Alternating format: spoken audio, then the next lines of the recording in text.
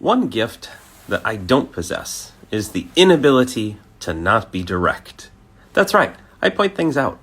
It's frustrating, isn't it? Here's what I notice as a pool person. Here's a swimming pool that's open to the public. I called the health department on it. Yes, that was me. Maybe you'll find this video someday. But I called them and I said, hey, look at that drain. Look at that drain frame. See the spot over here where someone could get their hair stuck underneath it? That's a type of entrapment. That should be reasonable grounds to have a whirlpool closed, correct? The determination of health departments is that they're not engineers. They're not pool experts.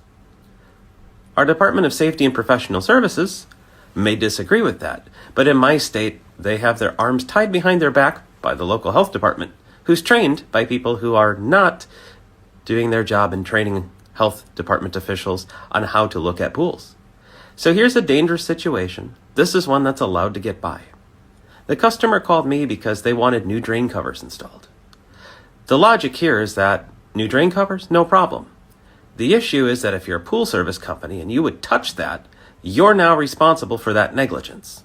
The same negligence the customer doesn't want to pay for because nobody has told them, or even better, everyone's approved it. Think about that before you put your guests in danger. I'm talking to everybody. Have a great day. Swim safe.